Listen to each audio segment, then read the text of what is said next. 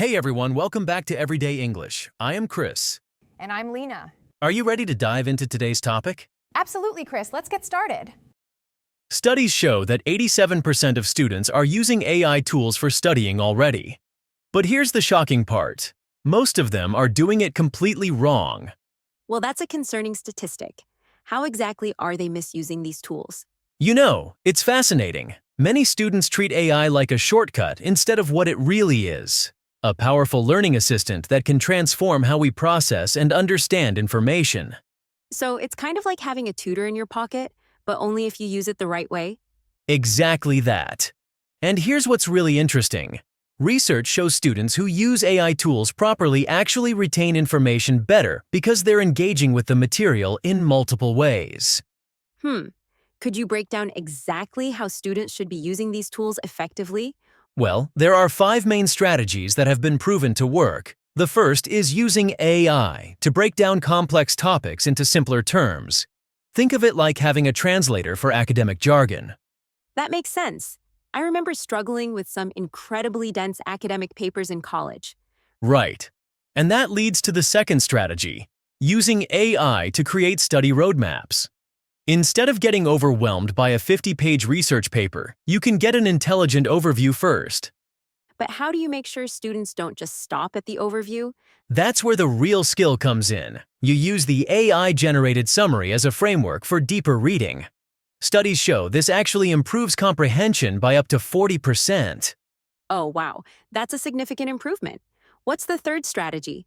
The third approach is using AI for essay planning and structure. But here's the key. It's about organizing thoughts, not generating content. Think of it like having a writing coach who helps you outline your ideas. That seems like it could really help with writer's block. What about test preparation?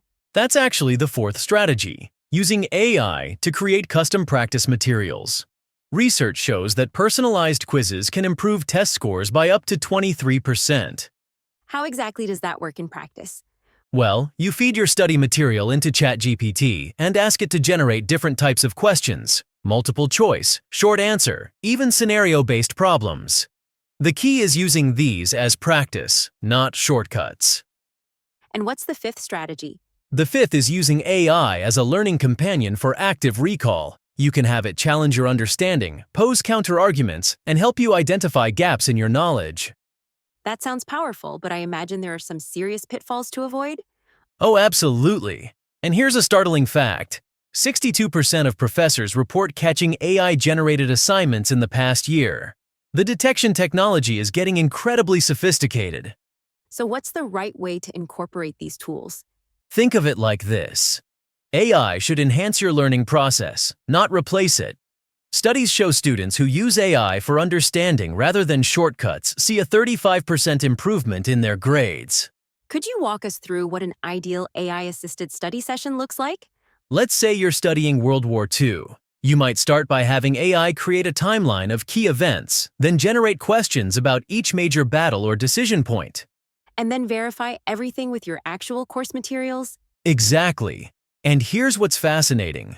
Research shows this multi-step approach leads to 45% better information retention compared to traditional study methods. That's really impressive. Any final advice for students wanting to try this approach? Start with our 7-day challenge.